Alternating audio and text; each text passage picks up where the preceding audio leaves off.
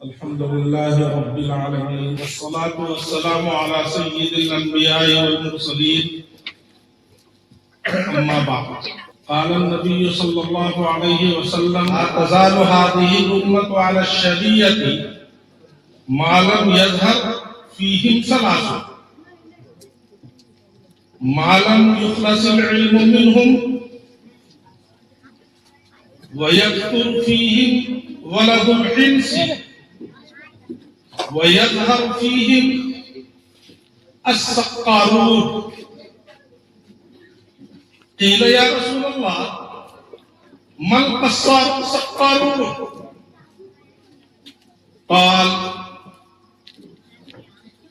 الذين في آخر الزمان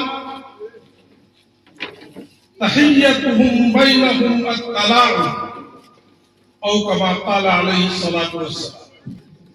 بزرگان محترم، عزیز دینی بھائیوں،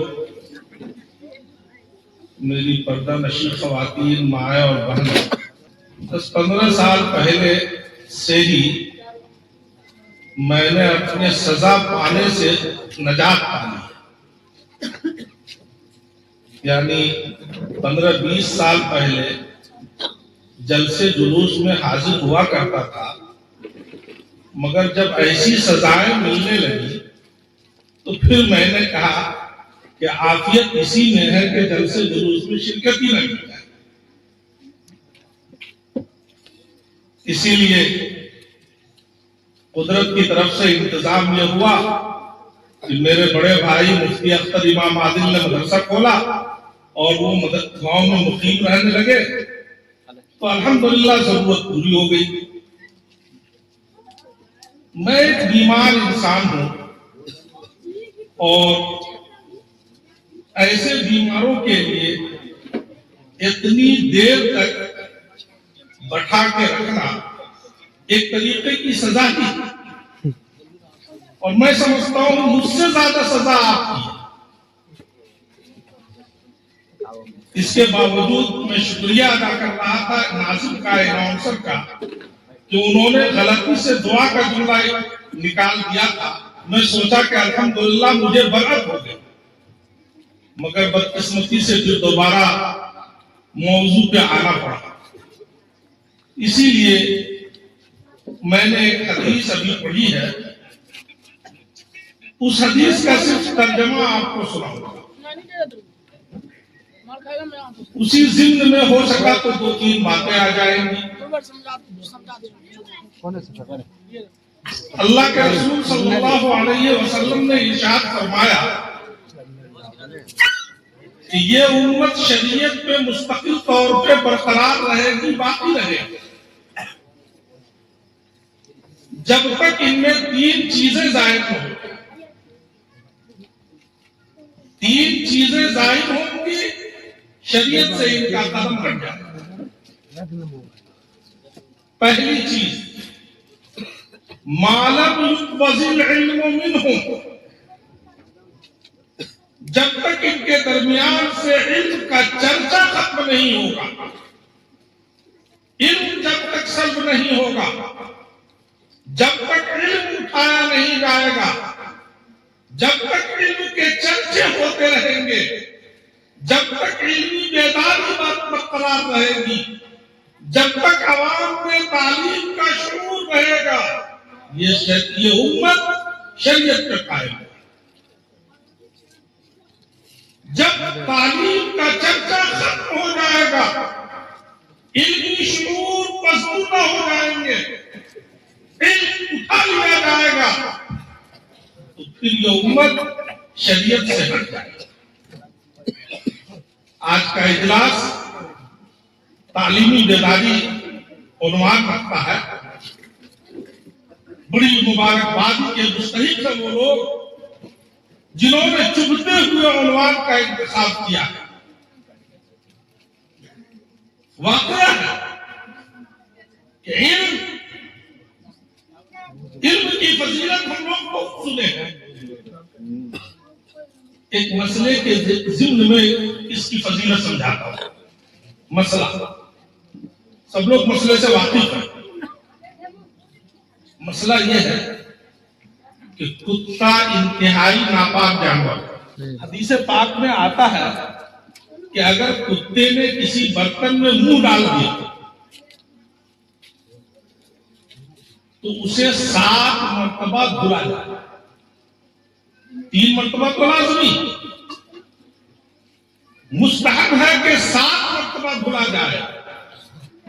اور ایک امام صاحب کے یہاں تو یہ ہے کہ 8ویں مرتبہ مٹی سے دھلا جائے۔ تو گویا 8 مرتبہ جب تک نہیں دھلا جائے گا وہ برتن پاک نہیں ہوگا، قابل استعمال نہیں ہوگا، اتنا ناپاک جانور۔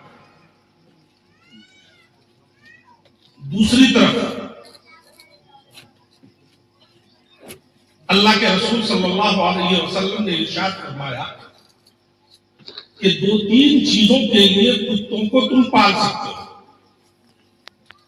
ان میں سے ایک چیز ہے شکار کرنے کے لیے کتا پالنا۔ شکار کرتے ہیں مگر اس میں شرط ہے، اس کی کنڈیشن ہے۔ شکار کے لیے تم کتا پالو گے تو پہلے اسے پڑھاؤ، پڑھائے بغیر اسے نہیں پال سکتے۔ اس کو کہا گیا معلم۔ معلم پڑھایا ہوا، سکھایا ہوا، سدھایا ہوا، مربع تربیت دیا ہوا معلم۔ اس کا ایک طریقہ ہے کہ کس طریقے سے اس کی ٹریننگ ہوتی ہے۔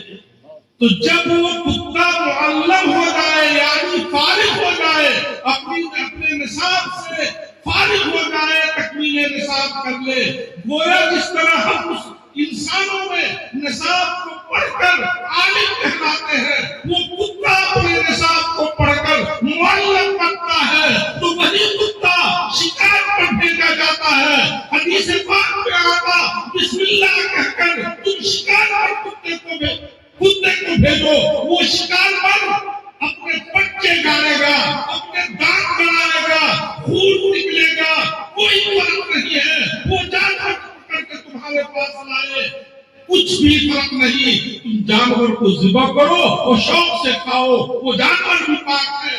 کتا کے دانت لگانے کی وجہ سے جو خون نکلا ہے اس سے کوئی فرق نہیں پڑتا ہے۔ دوستو، جب تک وہ کتا تھا، وہ غیر معلم تھا، پڑھا ہوا نہ تھا، غیر تربیت یافتہ تھا، اور اپنے نصاب میں کمال حاصل نہ کیا تھا، پورے طور پہ نجس تھا کہ 8 مرتبہ اس برتن کو دھلنا لازم تھا۔ مگر جب معلم بن گیا، نصاب کو مکمل کر لیا، ٹریننگ پا لیا اور پڑھ لیا، تو اسے حدیث کے مطابق اس کے پنجے سے یا دانت سے جو خون نکلتا ہے، اس خون کے نکلنے کی وجہ سے یقیناً اس کا دانت گوشت میں گڑا ہوگا، وہ گوشت بھی پاک ہے اور جانور بھی پاک ہے۔ کیا بات ہے دوستو، اگر علم حاصل کرنے کی وجہ سے ایک ناپاک جانور اس مقام پہ پہنچ سکتا ہے تو ہم انسان کو نہیں اس مقام پہ پہنچ سکتے۔ سبحان اللہ۔ تو یہ تو ایک مسئلے کے اعتبار سے میں نے سمجھایا علم کی فضیلت۔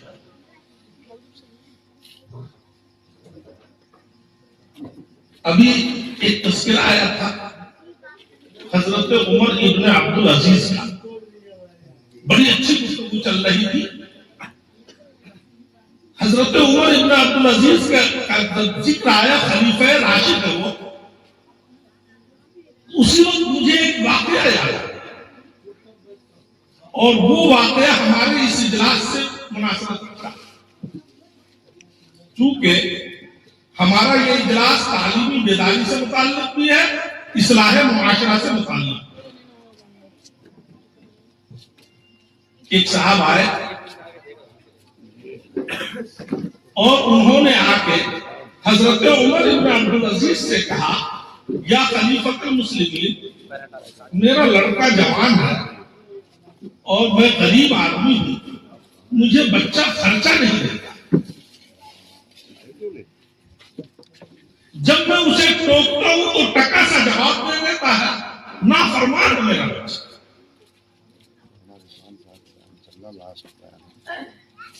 حضرت عمر بن عبدالعزیز خلیفۃ المومنین ہے، جب یہ مقدمہ پہنچا تو کیسے اس کی سنوائی نہیں کرتے؟ انہوں نے فرمایا کہ بھائی تم مدعی ہو، ذرا مدعا کو بھی بلا، یعنی لڑکا کو بلا۔ لڑکا آیا، حضرت نے پوچھا کہ میاں تمہارے باپ نے یہ شکایت کی ہے کہ تم اپنے باپ کے نافرمان ہو، ان کو خرچہ نہیں دیتے ہو، کیا بات ہے؟ کہا حضور بات صحیح ہے، میرے باپ نے جو بات کہی ہے صحیح ہے، یقیناً میں خرچہ نہیں دیتا، یقیناً میں باپ کی نافرمانی کرتا ہوں، لیکن اے خلیفۃ المسلمین، کیا اسلام صرف والدین کے لیے، بچوں کے لیے نہیں؟ یعنی صرف بچوں پر والدین کو حاکم بنایا گیا ہے، یا بچوں کے لیے بھی والدین کے کچھ حقوق ہیں؟ اگر کچھ حقوق ہے تو آپ برائے کرم اس کی وضاحت۔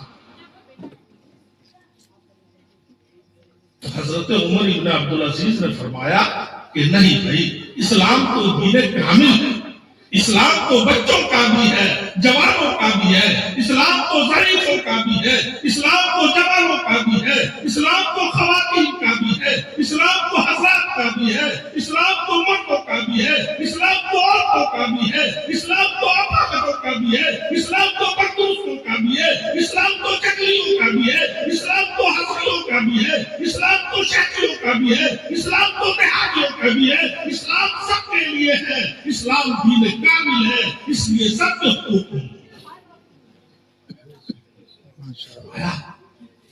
ذرا بتلائیے کہ والدین پر بچوں کی کیا حقوق ہے؟ حضرت عمر ابن عبدالعزیز فرماتے ہیں، میری مائیں اور بہنیں ذرا غور سے سنیں۔ حضرت عمر ابن عبدالعزیز فرماتے ہیں کہ والدین پر سب سے پہلا حق یہ ہے کہ جس عورت کا انتخاب کرے اور جسے مرد اپنی بیوی بنانا چاہے، نیک سیرت لڑکی کا انتخاب کرے۔ اگر نیک سیرت لڑکی کا انتخاب نہیں کرتا، کسی دوسرے انداز کی لڑکی کا انتخاب کرتا ہے، تو اس کی گود میں پلنے والا بچہ یقیناً نہ تھا۔ بہت اچھی بات کہ حضرت ذرا اور آگے فرمائیے۔ کہا نیک سیرت لڑکی جب مل جائے اور حمل قرار پا جائے تو حمل کے دوران لڑکی کے لیے ضروری ہے کہ پاکیزہ کھانے کا اہتمام کرے اور پاک صاف رہنے کا اہتمام۔ اگر پاک صاف رہنے کا اہتمام کرے گی اور پاکیزہ کھانے کا اہتمام کرے گی تو بچہ جو پیٹ میں پل رہا ہے اس بچے کی غذا پاکیزہ جائے گی، وہ نور بچے میں پیدا ہوگا، وہ تقدس بچے میں پیدا ہوگا، جو تقدس پاکیزہ کھانوں کی برکت۔ فرمایا جب بچہ پیدا ہو جائے تو 7ویں دن اس کا نام رکھا جائے اور سر کے بال ڈوبے جائے۔ لڑکے نے کہا حضرت جب نام رکھا جائے گا تو کیسا نام رکھا جائے گا؟ کیا جمن بدھن اور اسی کا نام رکھا جائے گا؟ فرمایا نہیں، اچھا نام رکھنا ہے، اور سب سے اچھا نام عبداللہ، عبدالرحمن وغیرہ ہے۔ اس لڑکے نے کہا حضرت آگے بڑھنے سے پہلے میں آپ سے بتا دوں کہ یہ 3 حق آپ نے بتلایا ہے۔ پہلا حق یہ ہے کہ جس ماں کا انتخاب ہونا ہے، جس لڑکی کا انتخاب ہونا ہے، وہ لڑکی نیک سیرت ہو۔ میرے والد موجود ہے کہ کہنے پر عدالت میں میرے والد موجود ہے، پوچھ لیجئے کہ میری والدہ نیک سیرت ہے یا بازاری عورت ہے۔ آپ پوچھئے ان سے کہ انہوں نے میری ماں کا انتخاب جو کیا تھا وہ کس بنیاد پر کیا تھا؟ حسن کی بنیاد پر کیا تھا یا کسی اور نیچے جھک گیا. فرمایا میرے والد نے پہلے حق کی خلاف ورزی کی. دوسرا حق ماں کا ہے اور چونکہ ماں یہاں موجود نہیں ہے اس لیے ماں کے بارے میں میں نہیں بتاتا. تیسرا حق یہ ہے کہ میرا اچھا نام رکھا جائے. پوچھئے میرے والد سے کہ انہوں نے میرا نام کیسا رکھا. نام تھا اسود، کالیا. کالا ہوتا ہے کالا، کالیا. کالیا نام تھا اس کا.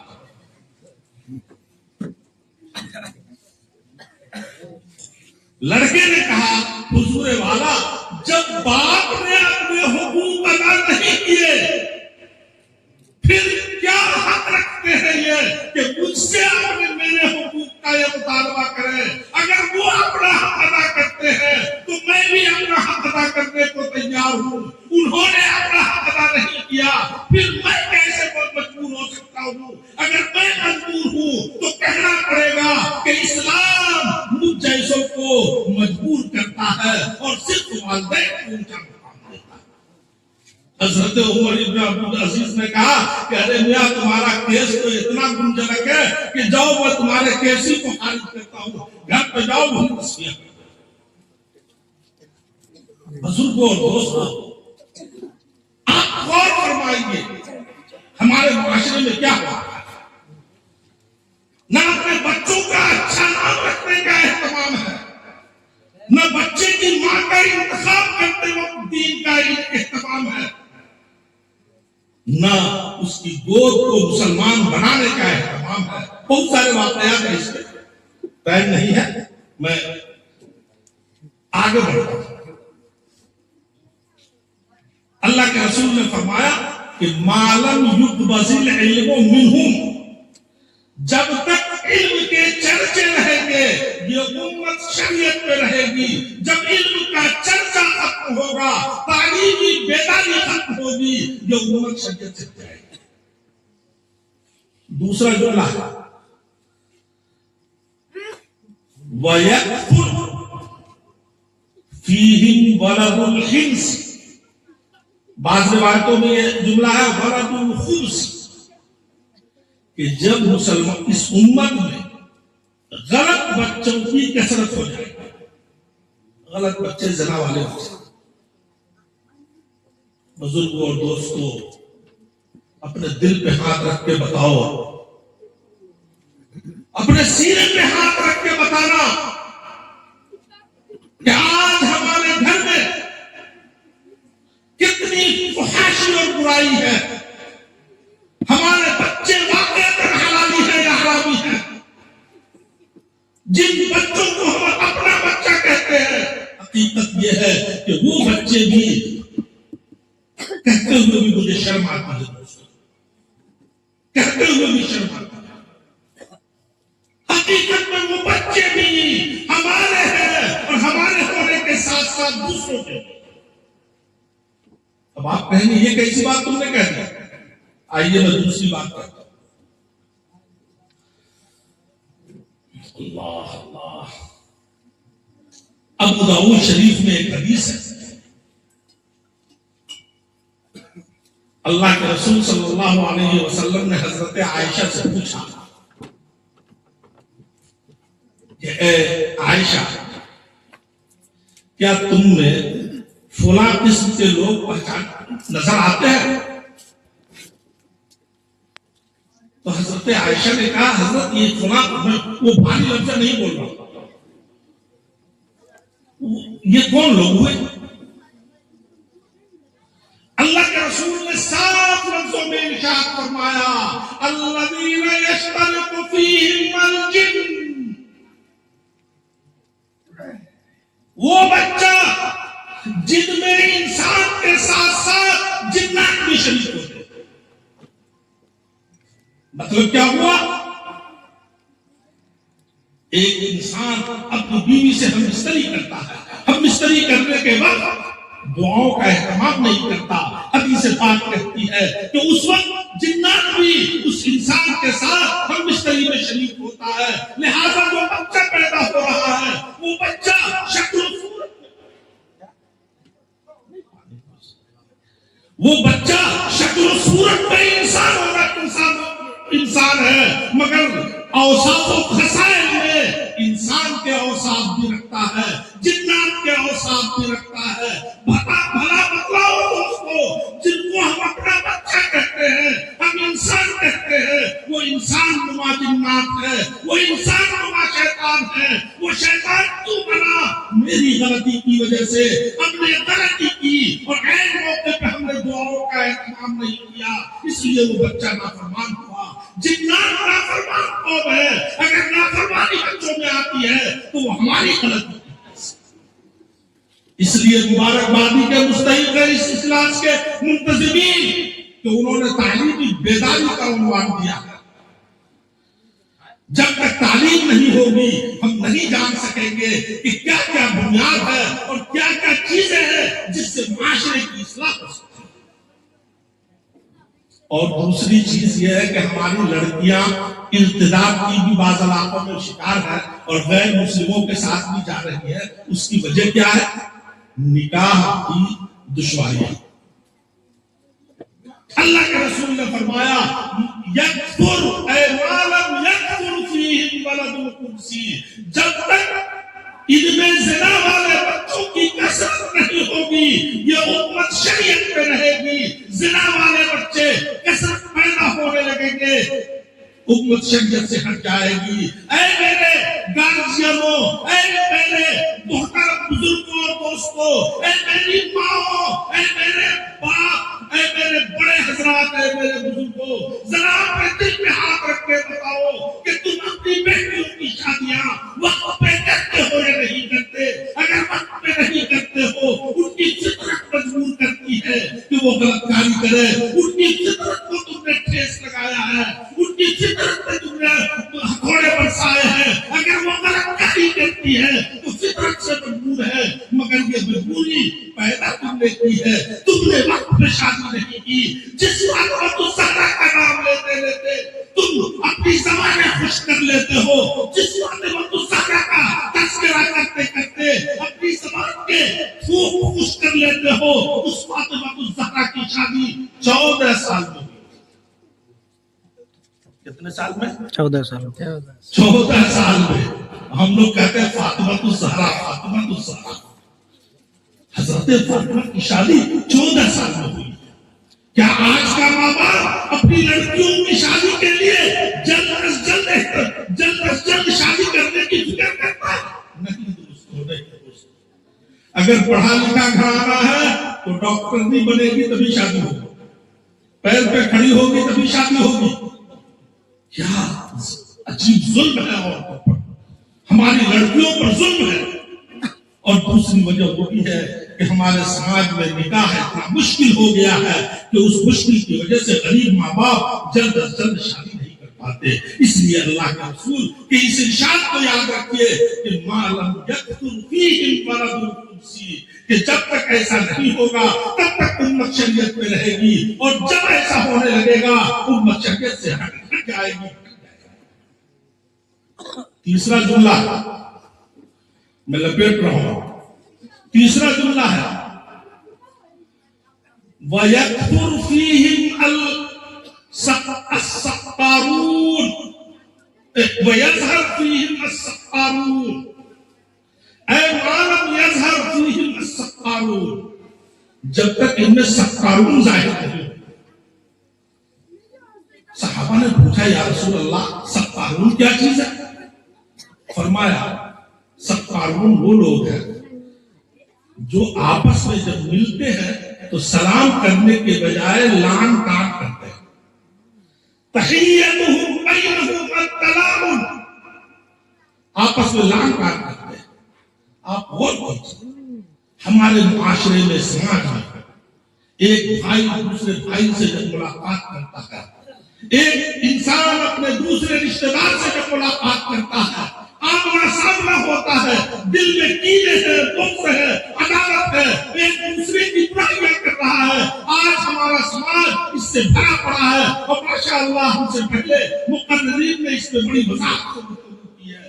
دوستو، اصلاح کی اسی چیز کی ضرورت ہے شادیوں کو آسان کیجیے، علم کا چرچا کیجیے اور آپس کی کینے اور عداوتوں کو دور کیجیے۔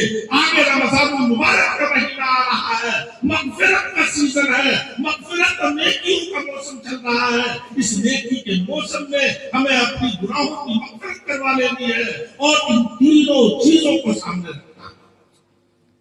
ایک واقعہ یاد آیا، حضرت خواجہ حسن بصری۔ بھائی دیکھیے، جتنے بھی ہم گناہ کر چکے ہیں ہمیں اللہ سے نا امید نہیں ہونا ہے، کیونکہ اللہ نے سیزن عنایت فرمایا۔ رمضان کا سیزن تو ہے ہی، شعبان بھی بڑا مبارک سیزن ہے۔ خواجہ حسن بصری رحمہ اللہ بڑے جلیل القدر تابعی ہیں، جلیل القدر تابعی، اور ایسے تابعی کہ ایک فضیلت ان کو وہ حاصل ہے کہ دنیا کے کسی تابعی کو نہیں بلکہ دنیا کے کسی بھی انسان کو وہ فضیلت حاصل ہے۔ ایک فضیلت ایسی حاصل ہے کہ وہ فضیلت دنیا کے کسی انسان کو حاصل ہے۔ وہ فضیلت کیا ہے؟ حضرت خواجہ حسن بصری رحمہ اللہ کی والدہ جو تھی وہ حضرت ام سلمہ کی خادمہ تھی، اور ام سلمہ رضی اللہ تعالی عنہ رسول اللہ کی زوجہ مطہرہ ہے، گویا ہماری ماں ہے۔ وہ خواجہ حسن بصری کی والدہ ان کے پاس جایا کرتی تھی، خدمت کیا کرتی تھی۔ اتفاق سے ایک روز کا واقعہ ہے کہ وہ اپنے بیٹے کو ساتھ لے کے گئی اور انہیں پہ رکھ دیا، پالنے میں رکھ دیا ہوگا، کسی جگہ رکھ دیا ہوگا، اور کام کرنے لگی تو خواجہ حسن بصری بچے تھے، رونے لگے۔ ماں تو ماں ہوتی ہے، عورتیں تو عورتیں ہوتی ہیں، ان کا دل ممتا سے بھرا ہوتا ہے۔ حضرت ام سلمہ کو رہا نہ گیا اور انہوں نے اس بچے کو اٹھایا اور اپنے سینے سے رکھا۔ دودھ پیا یا نہیں پیا اس میں اختلاف ہے۔ بعض علماء فرماتے ہیں خواجہ حسن بصری نے ام سلمہ کا دودھ بھی پیا، بہرحال دودھ پیا یا نہیں پیا، لیکن ان کے پستان میں خواجہ حسن بصری نے اپنے بچپن میں منہ ڈالا۔ کسی بھی انسان کو، کسی بھی تابعین کو، کسی بھی صحابی کو بھی یہ فضیلت حاصل نہیں ہے کہ ازواج مطہرات میں سے کسی بھی زوجہ کے پستان میں منہ ڈالے ہو۔ کوئی ایسا انسان نہیں ہو سکتا جو اس فضیلت میں خواجہ حسن بصری کے برابر ہو۔ یہ مقام خواجہ حسن بصری رحمہ اللہ کی خدمت میں ایک بوڑھی میاں آیا کرتی تھی اور وہ اپنے بیٹے کے لیے ہمیشہ شکایت کرتی تھی کہ حضرت میرا بیٹا بڑا پاپی ہے، ہر گناہ کا مرتکب ہے، یہ ہے وہ ہے، ذرا میرے بیٹے کو سمجھا دیجیے۔ خواجہ حسن بصری سمجھایا کرتے تھے، لیکن جب انسان کے دل میں سختی آتی ہے، شقاوت رہتی ہے، اور جب دل سخت ہو جاتا ہے، ختم اللہ علی قلوبہم وعلی سمعہم کہ قریب جس کا معاملہ ہوتا ہے وہ بڑے سے بڑوں کی بات سے بھی متاثر نہیں ہوتا۔ چنانچہ خواجہ حسن بصری سمجھاتے سمجھاتے تھک گئے، اس نے اپنی برائی نہیں کی۔ جب موت کا وقت قریب آیا تو اس نے اپنی ماں سے کہا کہ امی جان، میں تو بہت گناہ کیا ہوں،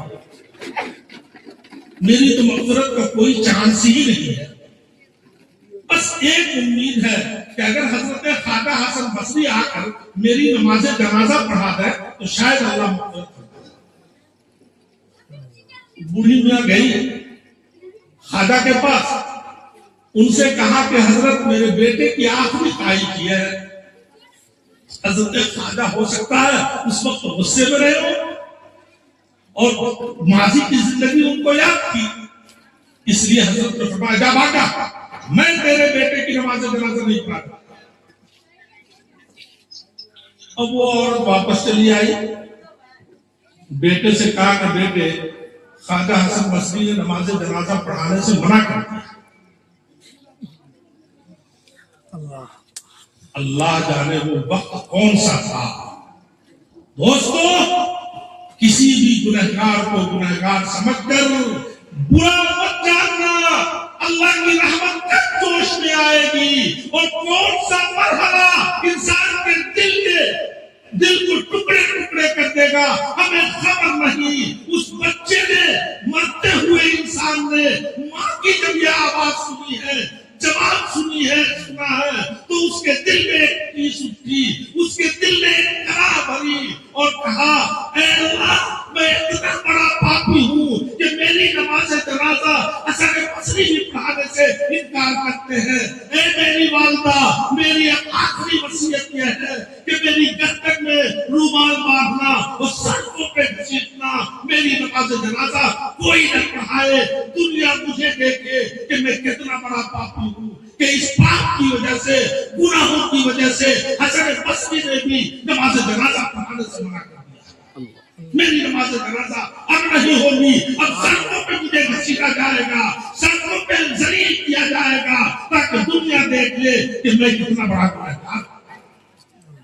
اللہ کو یہ ادا پسند آ گئی،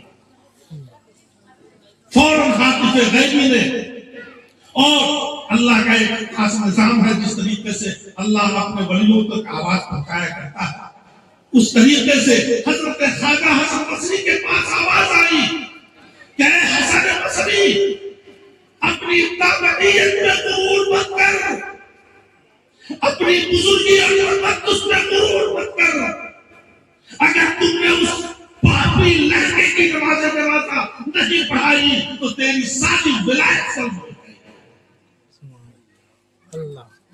یہ سننا تھا کہ خواجہ حسن بصری بے تاب ہو گئے اور جس حالت میں تھے اسی حالت میں دوڑے ہوئے آئے۔ بوڑھی ماں نے دیکھا کہ وہ دوڑے ہوئے آ رہے ہیں، بوڑھی نے پوچھا حضور آپ کیسے تشریف لائے؟ کہا کچھ مت پوچھو، اپنے بیٹے کو لاؤ، نماز جنازہ میں پڑھوں۔ انہوں نے کہا حضرت آپ نے تو انکار کر دیا تھا۔ کہا یہ بھی مت پوچھو، تمہارے بیٹے کا وہ مقام ہو چکا ہے، ایک مرحلے نے، ایک لمحے نے تمہارے بیٹے کو اس مقام تک پہنچا دیا ہے کہ اگر میں تھوڑی سی بھی غفلت کروں تو میری ساری عبادت رائے گا چلی جائے گی۔ بزرگوں، وہ جس جذبے سے اس بچے نے یہ بات کہی تھی وہی جذبہ آج بھی ضروری ہے، اور رمضان المبارک آ رہا ہے، اس موقع سے ہم اگر اسی جذبے کے تحت اللہ سے فریاد کر لیں تو اگرچہ ہزاروں پاپ ہم نے جمع ہے، وہ سب پاپ بھول کر اللہ کے دربار میں ایک ولی کامل بن سکتے ہیں۔ اللہ پاک ہم سبوں کو سننے سنانے سے زیادہ عمل کرنے کی توفیق نصیب فرمائے۔ وآخر دعوانا ان الحمد للہ۔